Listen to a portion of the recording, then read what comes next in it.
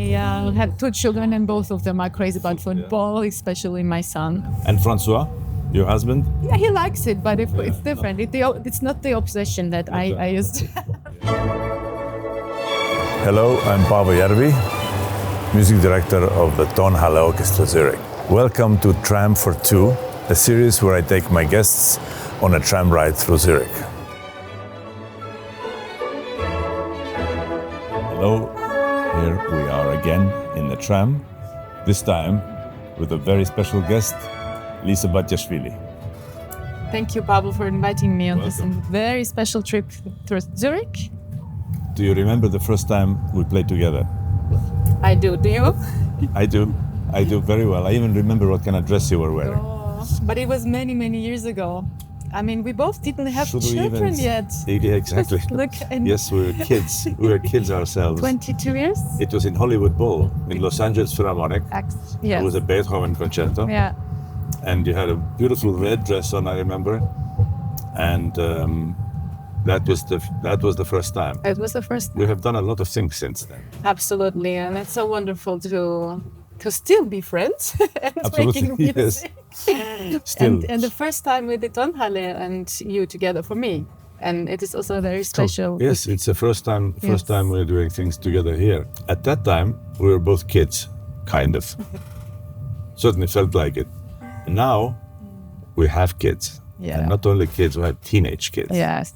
How does it feel, and what is it? What are the challenges? I think that people often misunderstand that they're saying, well, you have small kids, it's hard to travel, hard to combine a career. But actually, I think it's a little bit more complicated when they're teenagers. Yeah. Well, it is different. And I think that's the most interesting thing about life, that when kids grow, the problems become different, but also the beautiful things become different. And it's in the beginning, it's so physical, it's so more about surviving, especially as an artist, just how to combine these two things. And now it's like I have two grown-up people. I'm so happy to share all the experiences with, and just also to give them advices. But it's so nice to see how they develop, to see their interests, and to become almost like friends at some point. That's probably the goal of all of us, because I think that family life requires so much like investment of your strength and energy and love, and you have to give everything. It used to be, it used to be actually quite easy to say, look, we're going to do this and this we're not going to do. Yes. Now it's like, don't tell me what to do. I know, I'm a grown person. I know exactly what I'm going to do, and this is out of the question. I'm not doing this.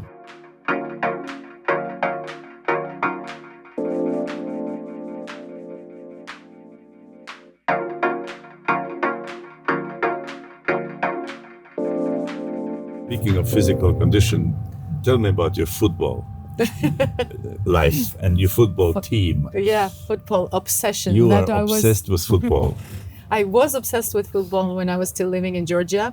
And it was, I think that was also connected to my love for my father, because we used to do that together and watch football. And then he came back from his concerts and we watched football. And then it was also one of my first visions of living in Europe, because I was watching game between, let's say, Holland and Germany, or France and Italy, and I was just thinking which country I would like to live in when I'm grown up, and I was still living in Soviet Georgia. Yes, and that I think it's one of the things that we call genetic. Because then I have two children, and both of them are crazy about football, especially my son. And Francois, your husband? Yeah, he likes it, but it's different. It's not the obsession that I used to. Yes. Yeah, and it's nice. And I'm happy and lucky because now finally there is football. Football was born in Georgia this year.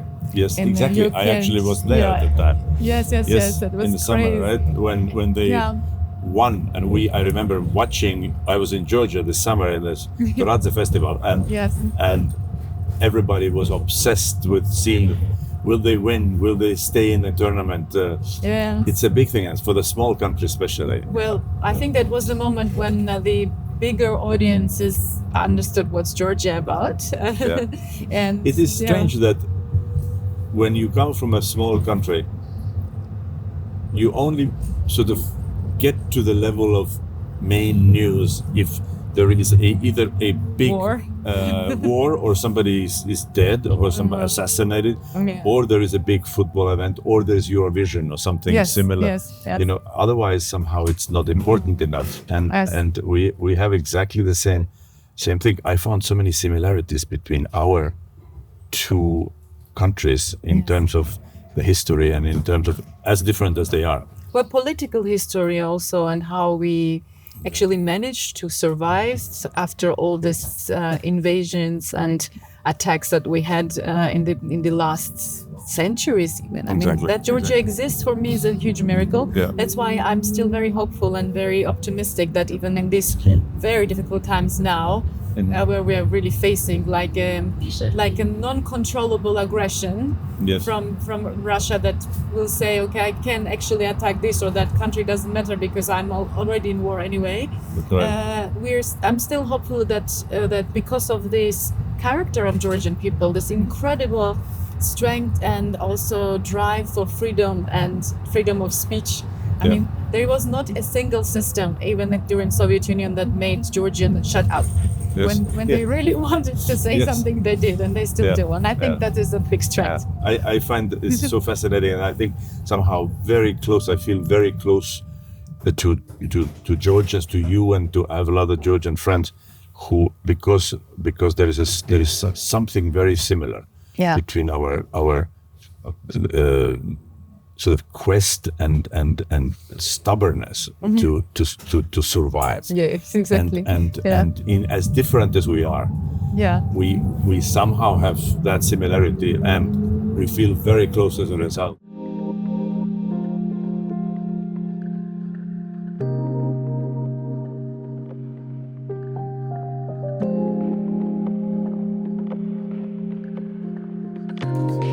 Tell you a funny story.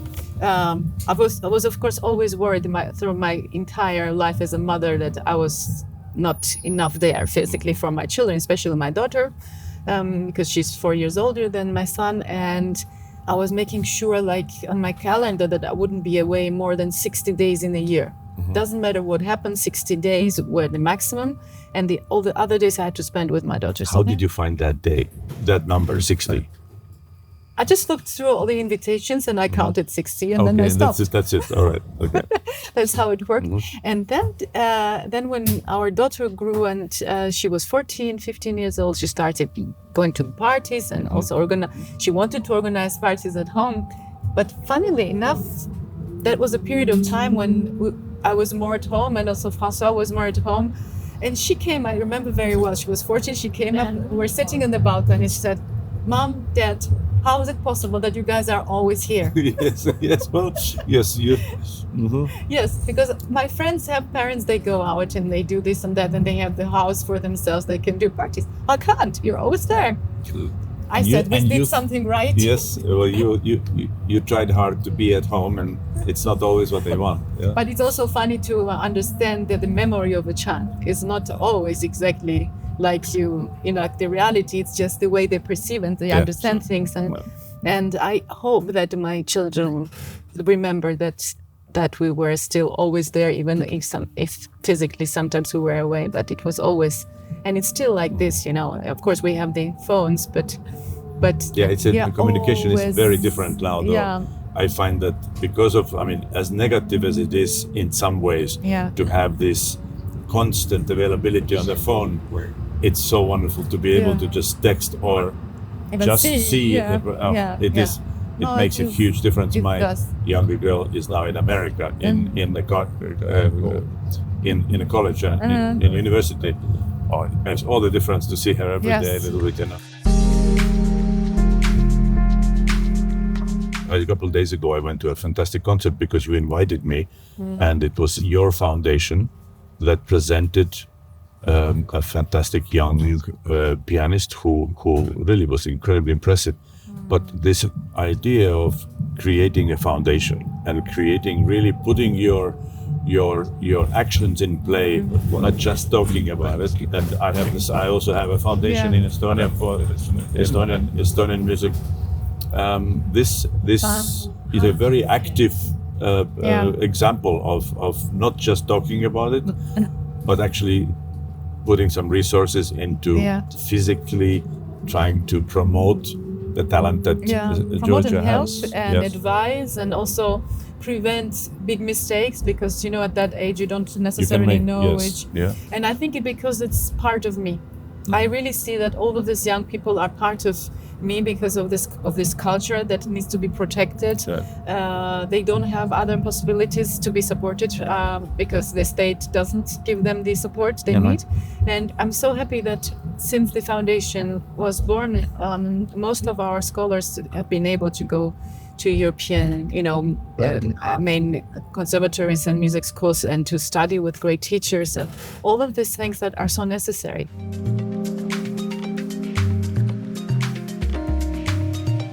Well, thank you for being with us. It's been a great joy. Thank you. Don't forget to subscribe and like us. See you next time.